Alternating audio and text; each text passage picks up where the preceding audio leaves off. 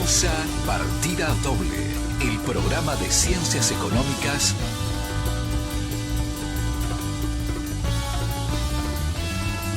en la conducción, Norberto Lema. Coordinación temática y columnas, Andrés López y Oscar Cetrángolo. Producción, Unidad de Comunicación Institucional de la Facultad de Ciencias Económicas de la Universidad de Buenos Aires.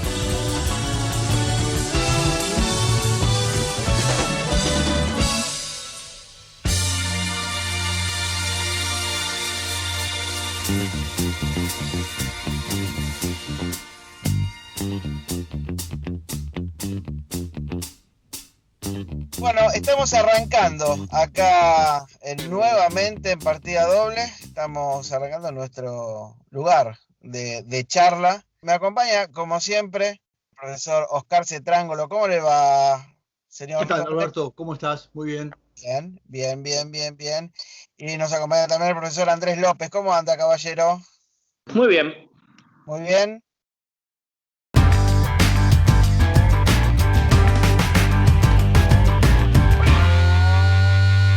Hoy justamente vamos a hablar de vacunas un poco, ¿no? Con nuestro invitado, con Ricardo Carchiofi, y también de algunos otros aspectos del nuevo contexto global a la luz de la pandemia y lo que está pasando en Estados Unidos, y en Mercosur, etcétera.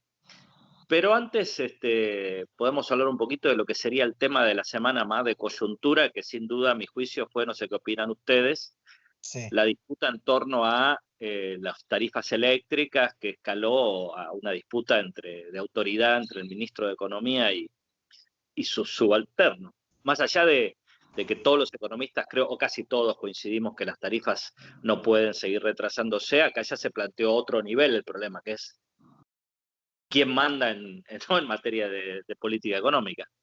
En realidad, ¿quién manda en política, no es cierto? Yo creo que el tema es ese, no tanto por las tarifas, es una emergente de otra cosa, y como tenemos a Norberto en esta conversación, no puedo evitar la analogía con los autos donde uno aprende a manejar, donde hay dos comandos, ¿no es cierto? Doble comando. Entonces, uno tiene que saber quién decide, quién comanda en cada momento, y hoy pareciera que eso está en discusión, y creo que eso genera una gran incertidumbre sobre el funcionamiento del país y la economía en particular, ¿no?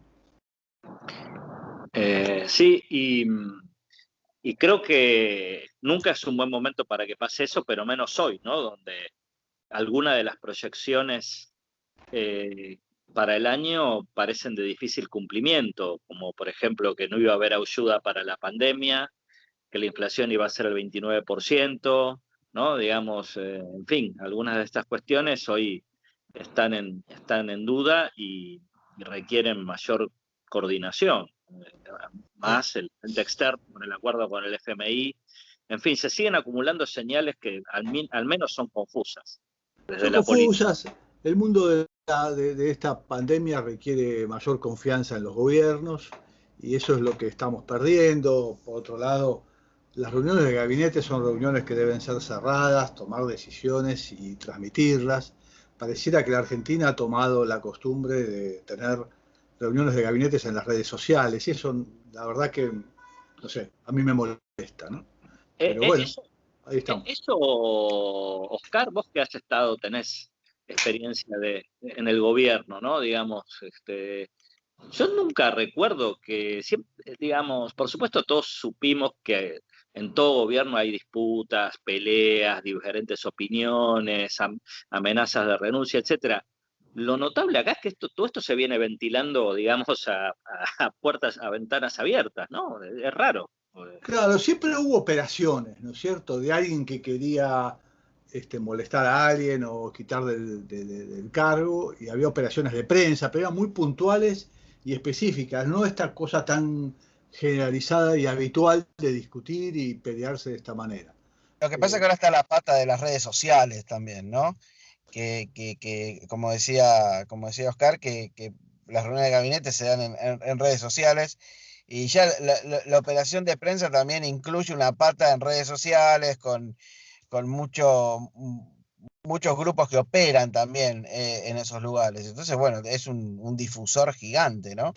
De todo lo que sucede. Y como imagen Por de eso, gobierno, por claro, supuesto, por bueno. eso hay que tener mucho cuidado, Roberto. Por eso me parece que hay que tener mucho, mucho cuidado.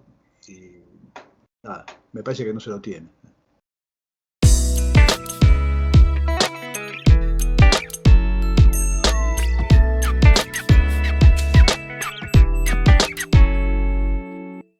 Bueno, estamos con nuestro amigo Ricardo Carchiofi, que ya ha estado varias veces, creo que todos los años, en nuestro anterior formato de programa.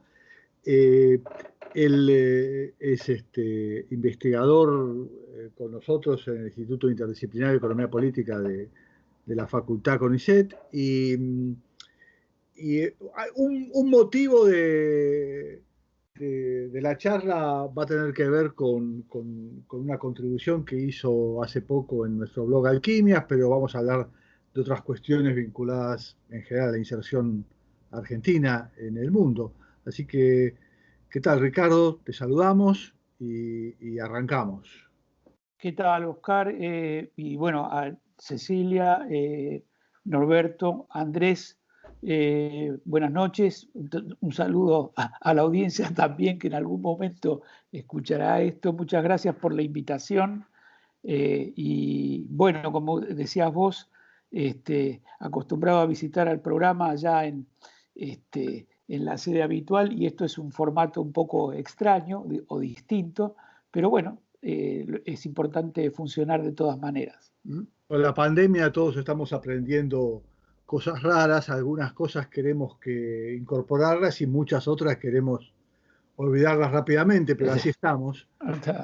Y de hecho, uno de los temas por los que queríamos hablar es tal vez el tema más importante que queremos olvidarnos, que es la propia pandemia. Ahí hubo un par de contribuciones, la primera que escribimos con Ariela Goldsmith y después una segunda contribución tuya, Ricardo, en donde tratamos de primero pensar qué tipo de bien es la vacuna y esta cosa de si es un bien público o no es un bien público, una discusión muy para nuestro gremio, ¿no es cierto? Pero que enseguida nos lleva a la cuestión de que esto es un problema global, ¿no es cierto?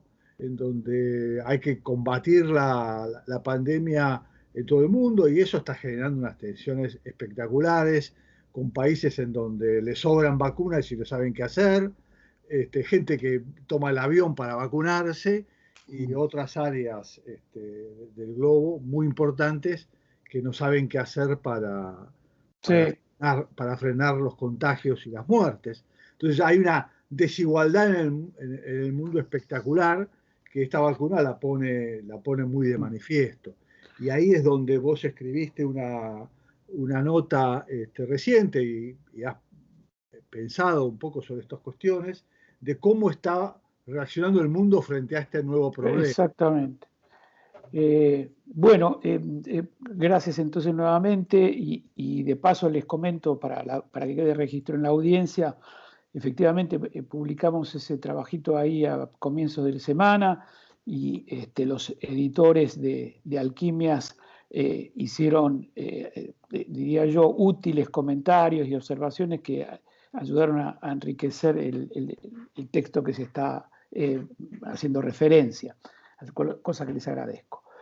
Sí, efectivamente lo que a mí me llamó la atención, y es un tema que vengo siguiendo porque a la larga es como una derivación natural del funcionamiento de la economía global y de la inserción de Argentina en ese proceso, es tanto el tema de la pandemia como digamos, la respuesta sanitaria que tiene que ver con las vacunas.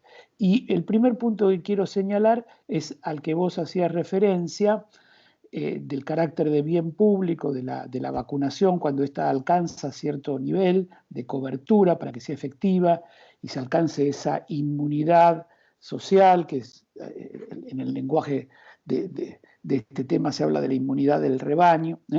Y ahí hay un punto que me parece importante, que afirmaría, digamos, yo con premisa de razonamiento, y es el hecho que nadie va a estar seguro no solo en el ámbito del vecindario, de su ciudad, del país, sino te diría en el ámbito global, nadie va a estar seguro hasta que todo el mundo esté seguro. Entonces es un tema de la cobertura de la población y de dónde está la población. Y por dos razones. La frase que pongo allí en el texto es: la idea del sálvese quien pueda es miope y de corto alcance. ¿Por qué? Por dos razones. Primero, porque aún en la eventualidad de recibir una vacuna y uno sentirse inmunizado, no está realmente con la cobertura sanitaria adecuada. Por una razón. Primero, porque si la comunidad está procesando la enfermedad, el virus tiene posibilidades de mutaciones como las que ya se conocen, y existe el riesgo de que la vacuna que yo posea o con la que me han inoculado no sea cobertura suficiente para esa mutación. Ese es el primer elemento por el cual el estar vacunado no asegura, digamos, no ofrece la seguridad sanitaria del caso. El segundo elemento, que uno lo detecta aquí con claridad, es que uno podría, como salen noticias en todos los diarios, la gente se va a Miami a conseguir la vacuna, etcétera, tiene ese primer riesgo que les digo, pero además tiene un segundo riesgo, está sujeto a una segunda amenaza, que es que no puede escapar del funcionamiento de una comunidad que está estresada, sometida y sujeta al tipo de política sanitaria que se ofrece en estas circunstancias, que es un remedio que viene de la Edad Media, que es la cuarentena. Entonces, lo estamos viviendo ahora, digamos. Uno podría haberse ido a vacunar a Miami, volver, y se encuentra con que vamos a entrar en restricciones. Ya tenemos ciertas restricciones. Si vivo en la provincia de Buenos Aires o en el conurbano no funcionan las escuelas, acá funcionan a la mitad. No me escapo de ese tema. Entonces, para ir nuevamente al ámbito global, este es el punto. El punto que confrontamos es cómo vacunamos a 7.500 millones de personas, que es la población mundial. En rigor no hace falta vacunar al 100% de la población. Hay un cálculo ahí que se puede hacer, básicamente, que 5.000, 5.300, 5.500 millones de personas, ¿sí? Con lo cual, a 2 dosis por persona, yo necesito en el orden de 11, 12.000, 13.000 millones de dosis para dar cobertura a más o menos segura. Y ahí empezamos los problemas, digamos. Después puedo comentar los temas de oferta, pero para ubicar el problema, al día de hoy que estamos hablando, para dar el número más llamativo de los extremos, bueno, vos tenés Israel, 60% de la población, 62% de la población vacunada, 60% el Reino Unido, y en el otro extremo, África, 2% de la población. ¿Está? Ahora, Ricardo, ahí hay un tema, digamos, antes de seguir con eso, porque quiero volver a un tema que recién hablabas. Un poco eso, lo que vos decías, esta idea de que no hace falta vacunar a todos sino un porcentaje elevado, pero no la totalidad, más la incertidumbre sobre los efectos finales y efectivos de cada vacuna, es un poco la justificación de por qué la vacuna no es obligatoria. Por eso estamos acostumbrados a campañas de vacunación. Las que están ya instaladas, la polio, tuberculosis, etcétera, etcétera, están en el calendario de vacuna y son obligatorias. Yo no puedo no vacunarme, digamos. Delito, por decirlo de alguna manera. Bueno, esta es más como la gripe, ¿no es cierto? Pero la gripe tiene... pero es un detalle que, digamos, creo, yo no soy un experto en esto, pero la fórmula que utilizan estos organismos que aprueban las vacunas es una aprobación de emergencia, que se llama, ¿no? O sea, estabilizar una vacuna, por ejemplo, la de la gripe, que cambia todos los años, llevan, no sé, por lo que he leído, alrededor de por lo menos de 8 a 10 años. Y acá las estás poniendo en carrera con menos con esas pruebas de nivel 3 y ahí van, digamos. Pero, Esa es una primera razón. claro, pero también está un tema, digamos, no quiero salirme mucho del tema, pero ya que está, me parece interesante. También hay como razones del humor social, digamos, Así es. en un mundo en donde están crecientemente apareciendo ideas libertarias muy extremas, también Sí. hay como un reparo de los gobiernos a enfrentarse. No, y bueno, la situación hoy en Estados Unidos, hoy que hablamos, es la siguiente.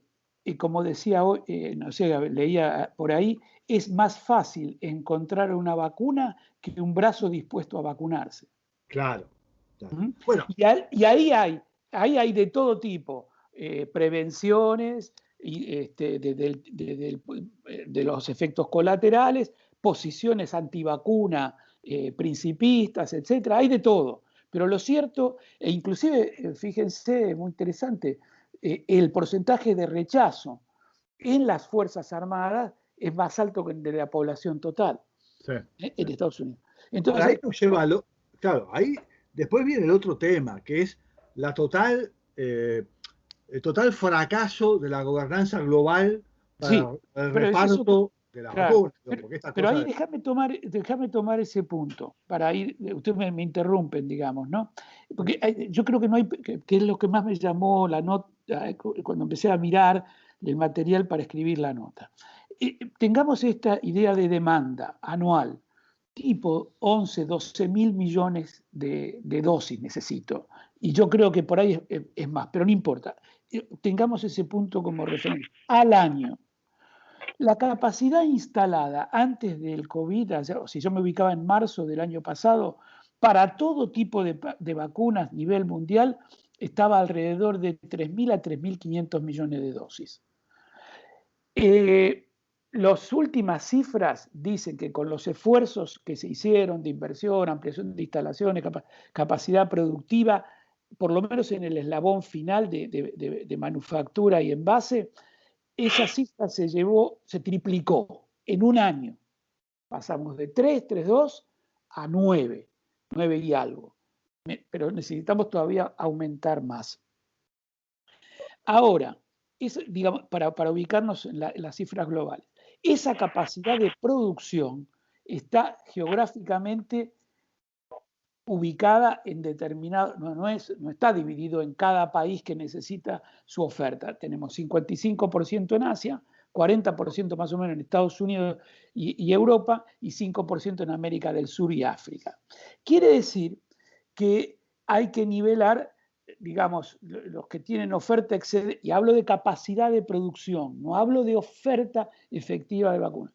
El problema es cómo fluye, desde donde se produce hasta hacia donde se necesita.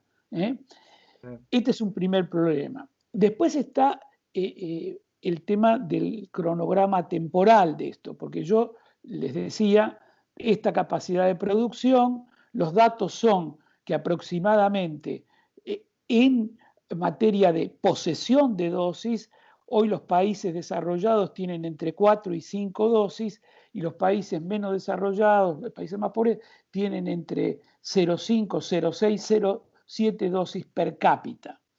Esto es nocional, no es que tienen los frasquitos en cada uno de los países.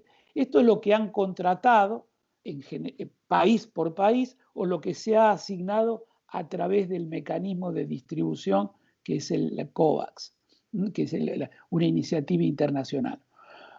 Ahora, luego hay que hacer llegar desde la fábrica el frasquito hacia los que tienen efectivamente colocaron esa demanda, y eso es todo un lío como el que vemos, porque los laboratorios no pueden cumplir, y porque hay algo que es muy importante. Yo les hablé de la capacidad final de producción, pero tenés el tema de los insumos, de los insumos que están a su vez localizados en otra parte y distintos de los efectores de la producción final. Con lo cual, y yo lo que digo ahí, es que vos necesitas cadenas globales son cadenas de valor, con cadenas globales de valor, por las cuales estas cosas deben funcionar de un país a otro. Ahora, pero quisiera iniciar otro tema, excepto que tengan algún comentario o pregunta. Yo lo que quisiera responder es, porque me parece sumamente importante, cómo es que pasaste de 3,5 mil millones de dosis a 9.000 o 10.000. Esa cuestión que creo que es importante comentarla. Pero antes de eso, Ricardo, digo, hay otro tema digamos, antes de pasar a ese tema, hay una cuestión. La inmunidad se logra vacunando un porcentaje determinado de la población. Ahora, ese porcentaje tiene que ser un porcentaje homogéneo a lo largo de todo el globo. Claro. Porque vos podés tener el 100% en un país y el 50% en el otro, pero si vos seguís comerciando con el 50% con el país que no inmunizó totalmente, tenés un problema. O sea, que si esto continúa así, digamos, en el extremo de la posición, llamémosla proteccionista de vacuna, no sé cómo llamarlo, nacionalista. Yo le llamo nacionalismo sanitario. Bueno, pero para ser consistente con ese nacionalismo, los países que tienen inmunidad hacia adentro debieran dejar de comerciar con los países que no tienen inmunidad. Ojo. Quiero hacer una precisión ahí. Tráfico de personas. No dejar de comerciar, es el problema del movimiento de personas. Y ahí voy a un tema, pasaporte sanitario. Claro. Bueno, no, hoy, casualmente hoy, por casualidad, bueno, porque otras cosas la Unión Europea aprobó el pasaporte sanitario intraeuropeo, pero a mí no va a faltar mucho que esa medida se va a generalizar.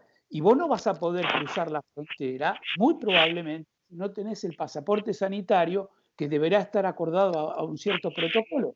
Y más aún, te diría, si yo me vacuné con la Sputnik o la Sinopharm, ¿puedo entrar a Europa donde la EMA, la Autoridad Sanitaria Europea, no las aprobó? ¿O me van a pedir en el pasaporte sanitario que yo tenga el equivalente de la vacuna que aprobaron ellos?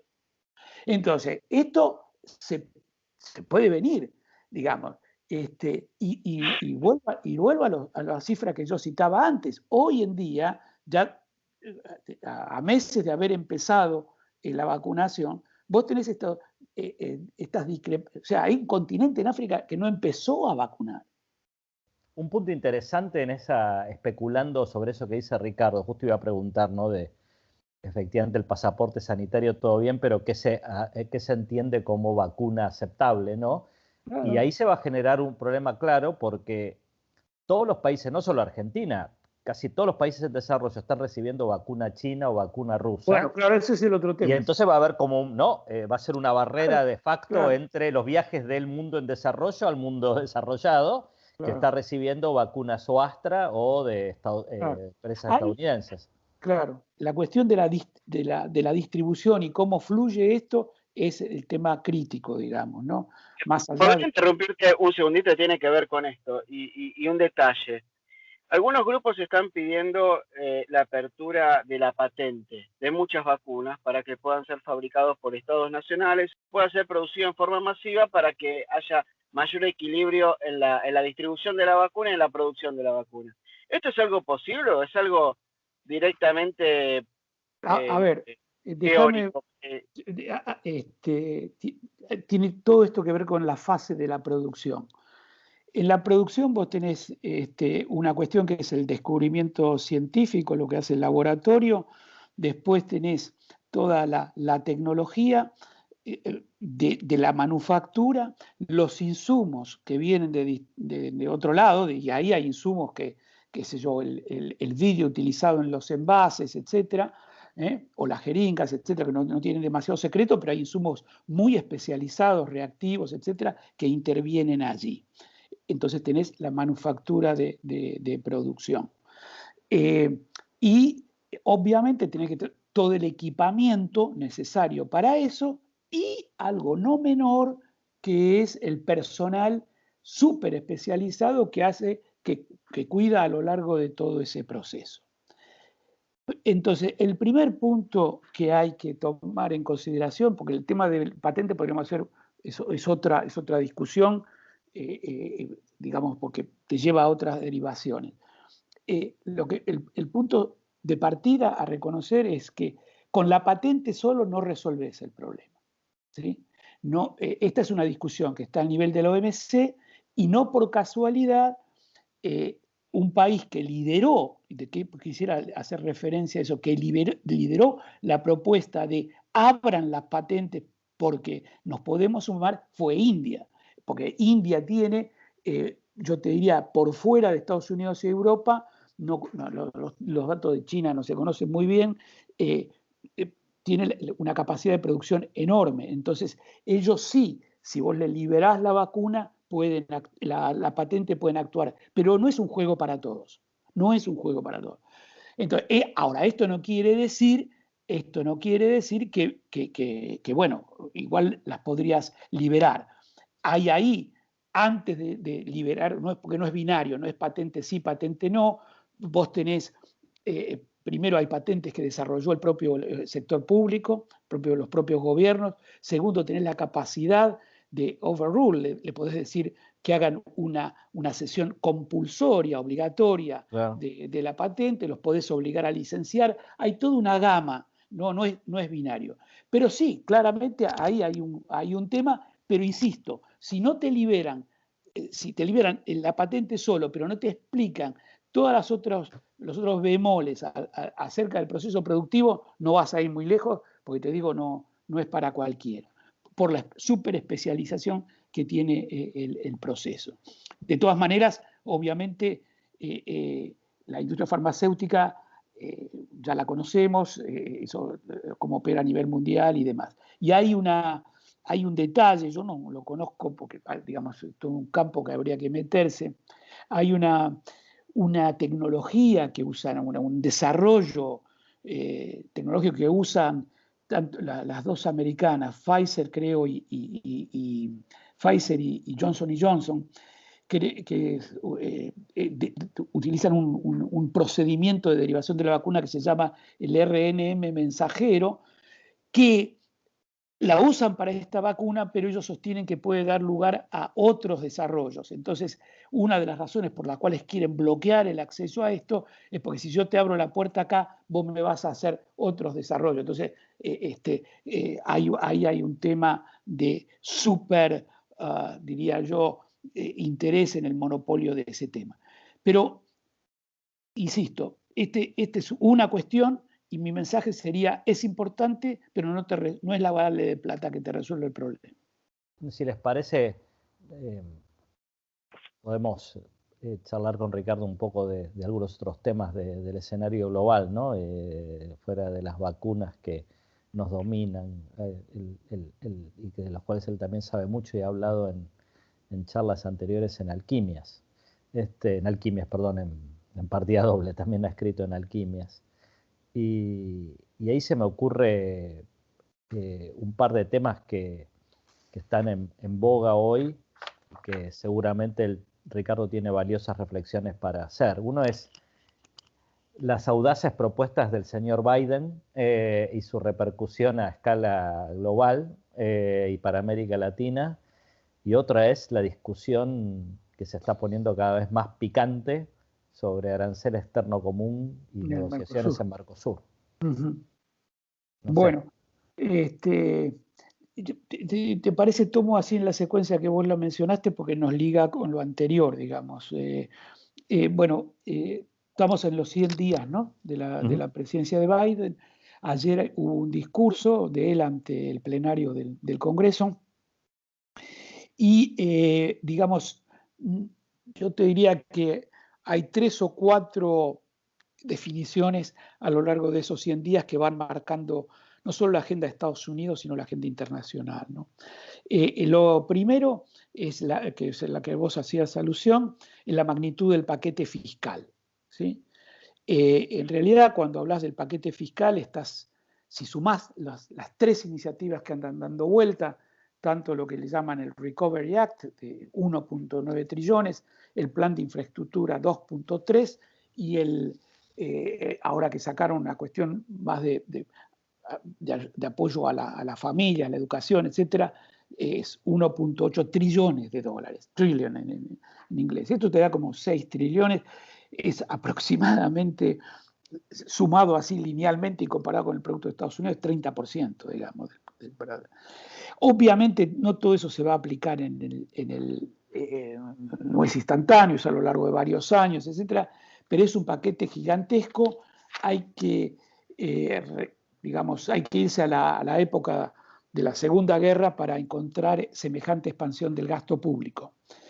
Eso, en parte ya, tanto lo que había aplicado, porque eso, además hubo un paquete de Trump, más lo que aplicó Trump, porque todo esto no está aprobado, ahora vamos a ver cuánto queda en el Congreso, y la vacunación está dando resultados en materia del crecimiento de la actividad. Ayer se conoció, hoy a la mañana creo, se conocieron los datos del primer trimestre, que da un crecimiento anualizado de 6,5% del producto. Y ya con lo que recuperó la economía en el segundo semestre del año pasado, más esto, está casi igual que el nivel prepandemia, habrías recuperado casi todo eso. Sí, 6,5% es la tasa de crecimiento anualizado del primer trimestre. Y la discusión ahí interna en Estados Unidos es cuándo viene la inflación, de alguna manera. Las críticas son dos, en realidad. Hay una crítica más de la macro, que es si es excesivo el tamaño del paquete y cómo va a reaccionar la Fed y el propio Tesoro para controlar esto una vez que se despunten las expectativas inflacionarias. Esa es una crítica. La segunda crítica es sobre el contenido. Como dijo alguno, en el programa de Biden hay ambición, pero no sabemos si hay reforma. Y para saber si hay reforma, tenemos que en realidad conocer el detalle. Y por ahora son grandes títulos. Por ejemplo, a la cuestión de desarrollo sustentable, sobre lo que sería la reducción drástica de emisiones. Ahí la crítica es si eso va a lograr o no la meta. Bueno, pero este es un tema, la economía y si los planes de Biden van a entregar los resultados y las consecuencias que podría haber asociado a ello. Segunda definición en materia de política exterior, sobre Rusia se pronunció claramente, este es nuestro enemigo. Sobre China no lo define en esos términos, pero vamos a competir en toda la línea, y está clara que la estrategia es afirmemos el crecimiento. En parte nosotros estuvimos perdiendo frente a China porque no nos ocupamos fronteras adentro, y de ahí toda la naturaleza del paquete, educación, infraestructura, cambio tecnológico, todo ese tipo de cuestiones. El retorno al Acuerdo de París, ¿sí? Y la diplomacia de las vacunas, la diplomacia de la pandemia, que yo creo que tiene un problema importante. Después, si quieren, comentamos sobre eso. Y un tema de que los republicanos le van a seguir primero hay que ver si pasa todo esto en el Congreso, de cuánto le van a sacar, etc. Y el otro tema, muy complicado en la discusión política interna, es el tema de la frontera sur, de toda la frontera con México y Centroamérica indirectamente. Entonces ese es un tema. Pero por ahí va la economía lanzada, súper lanzada, con estos desafíos, y en materia de política exterior yo te diría que están las líneas directrices trazadas. Una cuestión que podríamos hablar otro día es qué pasa con el intento de Biden, que todavía es un poco difuso, de en realidad continuar a lo que ya había empezado Trump, que es que las empresas estadounidenses vuelvan a producir en Estados Unidos, y la preocupación por algunas cadenas como semiconductores, etcétera, y sí. Incluso el intento de poner un mínimo impuesto, que bueno, Oscar seguramente también está al tanto de esto, de poner un piso a la tasa corporativa global, lo cual puede afectar a muchos países de la región, ¿no? Por distintos lados. En fin, como que el proteccionismo no tomó otra cara, menos Pero eso es importante. Él no desmontó ninguna de las medidas de Trump. No desmontó ninguna. No desmontó la cuestión de los aranceles, no desmontó la prohibición de ventas de contratos de las tecnológicas con los chinos. Todo eso está montado allí. Y me parece que la idea es, digamos, una hipótesis, es ir sacando cada uno de esos de esas decisiones, ir desarmándolas de a poco, pero por ahora están instaladas, digamos. Y, ahora, perdóname, Ricardo, digo, pero como reflexión de esta parte, en tu visión, ¿cuánto hay de este paquete independiente de la pandemia y cuánto hay por la pandemia? ¿La pandemia es una excusa? No, lo de la es una fracción lo de la pandemia, digamos.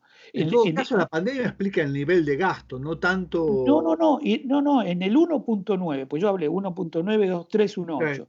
En el 1.9 hay el 65, 70%, eso sí que están los cheques que le van a dar a la familia, eso es, pero todo lo demás no. Todo lo demás ahí, es todo no, ahí hay un componente para salud, etcétera, pero la plata fuerte está asociada a infraestructura y todo lo que es desarrollo tecnológico alrededor de la transformación de la economía verde. No. Y hubiera sido exactamente el mismo nivel aún si no hubiera habido pandemia. Sí, digamos, leyendo las cosas, el planteo de ellos es claro. Digamos, la manera de competir contra China es que nosotros aceleremos nuestra competitividad. Esa es la esencia. Esa es la esencia. Entonces, la infraestructura nuestra es un desastre, en puertos, aeropuertos, es un desastre, me refiero, está vieja, está obsoleta, etcétera. Hay que invertir acá. Todo lo que es, como bien decía uno, creo que era alguno de algún país asiático, que le decía a Estados Unidos, sí, ustedes nos obligan en materia de 5G, nos obligan a elegir entre Huawei o una empresa americana, pero no hay empresa americana equivalente a Huawei. Decime cuál es. Y yo, en todo caso, la pienso. Entonces, ahí hay un tema. Pero bueno, si quieren otro día charlamos de ese tema. Si te parece, usemos los últimos minutos para alguna reflexión sobre la cuestión regional nuestra, ¿no? Cualquier consideración acerca de la región tiene que ver con tomar nota del contexto que estamos diciendo. Es de un extraordinario cambio, de un extraordinario dinamismo, problemas muy complejos a resolver. Yo no abundé finalmente todo el tema de la pandemia así en profundidad, lo que significa para la geopolítica de corto plazo, me refiero de acá en los próximos 3-4 meses, pero hay que tomar nota de eso. Bien, Mercosur, ¿qué es lo que está discutiendo? Hubo una reunión el día lunes, la más importante, discuten dos cosas, básicamente. La modificación del arancel externo común y la así llamada flexibilización. Lo del arancel externo común, hay dos posiciones, una impulsada, yo diría, nuevamente sería para largo explicar, sin mayor convencimiento por Brasil, que es un descenso generalizado del arancel, e insisto, creo que Brasil eso lo pone sobre la mesa, pero es para negociar, y la posición argentina, que es tocar las posiciones sensibles del arancel, no es una corrección uniforme y generalizada. Ese es el primer debate. El segundo debate es más complejo, que es una propuesta que lidera Uruguay acerca de la flexibilización del Mercosur, que en la práctica, después si quieren vemos los detalles, eso es transformarlo en una suerte de área de libre comercio, digamos, porque podrías negociar de forma individual cada uno de los países, perderías el elemento que ha sido hasta ahora el único elemento casi que retuviste del acuerdo de Asunción, del Tratado de Asunción, que es la negociación en bloque. Eso, con la propuesta de Uruguay, que digamos, por primera vez se conoce, ahora sí está escrita, etcétera. Bueno, a eso va.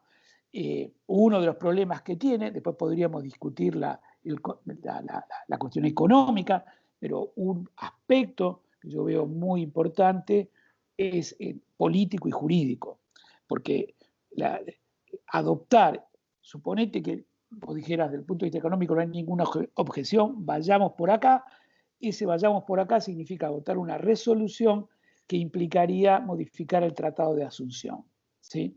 En letra y en espíritu. Y la verdad, entonces, si querés hacer eso, lo que corresponde es una discusión en el Parlamento para modificar en los 4 países el Tratado de Asunción, cosa que Uruguay no quiere. Conclusión, yo sospecho que eso también, así como Brasil lo puso sobre la mesa, yo diría que quizás Uruguay también ha puesto eso sobre la mesa para negociar algunos elementos, porque no creo, me refiero a Uruguay, que en el frente interno pase una discusión en el Congreso donde el oficialismo pueda modificar el Tratado de Asunción. No creo que el Frente Amplio apoye eso. Esa es mi sospecha, digamos. Entonces, la propuesta uruguaya está hecha para negociar. Con lo cual todo va a seguir un status quo donde nadie está contento. No, yo creo que no. A ver, yo creo que aquí quiero hacer unas... casualmente casi coinciden en las fechas. El 24 de abril, 25 de abril del año pasado, hubo una reunión también Argentina, retenía la presidencia pro tempore, donde la Cancillería Argentina hizo una presentación desastrosa del problema, se terminó abandonando la mesa de negociaciones externas, después la retomó y demás. Y acá lo que vos estás teniendo es en parte una suerte de efecto retardado de aquella decisión y el esfuerzo de Argentina después de recomponerlo. En aquel momento la idea era abandonar, enlentecer, parar las negociaciones externas. Quizás aquí un camino intermedio es decir, bueno, reactivemos eso, veamos con qué socio, con qué tercer mercado nos interesa, tercer país nos interesa negociar en serio y nos ponemos las pilas sobre eso. Ahí hay un margen para la negociación. Pero, no sé, eso es un tema que van a tener que verlo, se decide ahí en esas mesas de reunión. Ahora hay creo que postergaron, que vinieron una próxima dentro de un mes, etcétera, pero ahí está. Yo creo que se puede resolver positivamente vía la negociación. Bueno. Ricardo, creo que nos has hecho un buen estado de situación actualizado de esta cuestión y en el punto anterior creo que hemos abarcado buena parte de las discusiones actuales, así que se nos va el tiempo, pero bueno, has sido muy generoso y te agradecemos muchísimo tu presencia aquí. Y muy claro. Impecable. Bueno, ya nos volveremos seguramente a encontrar como ya sos una habitué del programa, así que... Bueno, muchachos, nuevamente gracias por la invitación. Ojalá tu optimismo marcosureño. ¿Cómo? Ojalá no optimismo ni pesimismo, lo van a arreglar, digamos. A ver, déjame puntualizar. Frente a este panorama que describíamos antes, es poco menos que insensato andar navegando en solitario, digamos. O sea, el mundo está muy difícil para hacer esas cosas. Así que, por favor, pensemos con cierta sensatez qué es lo que vamos a hacer a futuro, digamos. Pero, bueno, después esa sería otra discusión, otro día charlamos. Muchas gracias. Bueno, que les vaya bien y buenas noches. Muchas gracias. Hasta luego, hasta luego.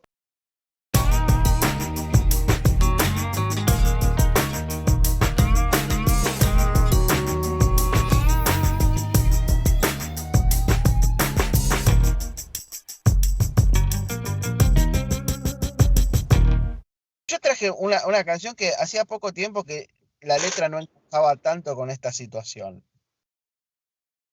¿Cuál es? Me puse a ver, empecé a escuchar Dire Straits después de mucho tiempo. Mal, Norberto.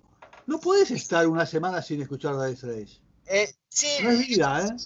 No es que no lo escuche, sino que no lo escuchaba en profundidad como lo escuchaba en otras épocas. Entonces volví a escuchar Brothers in Arms. Para mí, ese fue aunque no lo crean, mi primer CD no fue uno de Genesis, fue uno de Dire Straits, que fue Brothers in Arms. Y el primer CD era en formato CD, los cassettes ya venían y los vinilos, ¿no? Pero el primer CD fue Brothers in Arms, me cautivó mucho el sonido. Y un tema que se llama One World, Ajá. donde habla puntualmente de cómo muchos problemas que no son propios de una persona a pie, que son temas a nivel de política, a nivel mundial, lo terminan afectando en forma directa, ¿no? Y muchas de estas cosas que nada, son discusiones que uno ve en otro lado, en algún momento le llegan en forma directa al tipo de a pie, ¿sí? Podemos hablar de tarifas eléctricas o podemos hablar de vacunación, ¿no? Cualquiera de las dos cosas.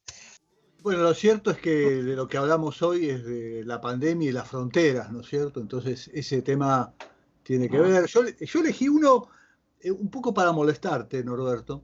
Bueno. Que es de Peter Gabriel, que es el mejor cantante que tuvo Génesis, ¿no? Es un gran cantante. No, perdón. Para mí también es el mejor cantante que tuvo Génesis, ¿eh? Ah, bueno. Un gran cantante, el mejor baterista de la historia. Esa es la puede ser. Es eso. Muy bien. Yo traje un tema también alusivo a la vacunación de un grupo. Iba a comentar por otro lado que hay una canción de Sting que se llama igual, One World. Sí, es verdad. Bueno, eso es para nota de color. Pero traje un tema de un grupo de Chicago que se llama Wilco. Estuvieron acá hace un par de años, cuando todavía se podía. Sí. Espectacular. Tengo un DVD doble que me regalaron para un cumpleaños, ahí lo descubrí y me parece algo tremendo ese grupo. A mí me gusta mucho, y hay un tema que se llama Shot in the Arm, que parece que la letra se refiere a la heroína, o bueno, no queda claro cuál es la clase de shot que está pidiendo el cantante. No es una vacuna, ciertamente, pero bueno, digamos, en fin, ya que hablamos de vacunas, aquí todos estamos esperando Shot in the Arm, ¿no? Digamos. Cada uno tira para su lado, ¿no? Sí, exactamente. Pero bueno, ahí después subimos los 3 temas a la playlist de Partida Doble de 2021, que empieza a engrosarse. Y ya tenemos próximo invitado sobre otro tema que está en discusión, aunque menos menos a la luz pública de lo de las tarifas, pero que también genera conflictos. Así que en breve se van a enterar de qué vamos a hablar con nuestro próximo invitado. Sí, nosotros somos visionarios, nos vamos un programa adelantado, y aparte vamos a adelantar un programa en los temas de lo que va a suceder. Ya lo sabemos nosotros. Nosotros planificamos. Claro, estamos en una máquina del tiempo, así que nada. Ahí estamos. Bueno, me gustó mucho la música de hoy, ¿eh? Me gustó Wilco. La verdad, hace mucho que no escucho Wilco. Y Peter Gabriel, le quería contar, profesor, que yo lo fui a ver 3 veces aquí en la Argentina. Ajá. Peter Gabriel. Creo que fue uno de los mejores espectáculos en vivo que vi a nivel mundial de Peter Gabriel, ¿eh? Cuando vino acá un Vélez que hizo. Tremendo estuvo. Esa fue la época que empezaron a venir masivamente, ¿no? los músicos, claro, 90, claro. Sí. Y realmente el primer show de Peter Gabriel fue sorprendente. Para acá yo nunca había visto un espectáculo así. Tremendo. Recuerdo, no sé si vos seguro estuviste, Andrés, que tenía un aparato que le colocaba una cámara en la cara, una cámara chiquita cuando las no existían, claro. y era tremendo, era algo espectacular para ese momento. En este tema que eligió Oscar, hay hace coros una cantante que a mí me gusta muchísimo, que es Kate Bush, además. Bueno, cantaba Don't Give Up con Peter Gabriel. Así es. También haciendo un gran dueto en uno de los discos de Peter Gabriel, excelente. Andrés trajo a colación un tema un poco para ir cerrando, pero trajo a colación un tema que debiéramos discutir algún día en Partida Doble, que es que nos asalta cada vez que gente que le gusta la música, este tipo de música, discute de economía. ¿Estamos a favor o en contra del tipo de cambio alto o bajo? Porque con tipo de cambio alto no hubiéramos conocido a ninguno de estos, perdón. No, tal cual. Y de hecho la primera oleada de músicos extranjeros que fue breve, pero ocurrió en el periodo de apreciación cambiaria de Martínez de Oz, vos te Joe acordás. Cooker. Joe Sí, Cooker con Nicky Hopkins, claro. Claro. Vino Queen, vino John McLaughlin. Mucho jazz vino ahí, ¿eh? Claro, mucho esa jazz. fue esa ventana. Después, hasta los 90 no volvió nadie, ¿no? Digamos, Y después se abrió el ventanal, ya fue el ventanal amplio. Claro. Pero sí, no, si tuviéramos que vivir al tipo, pagar música extranjera al tipo de cambio paralelo, no, creo que Seguimos todos tangueros, Sí. Bueno. ¿Carlitos todavía canta? Bueno, como decía Andrés, se va engrosando nuestra playlist, ¿sí? De partida doble.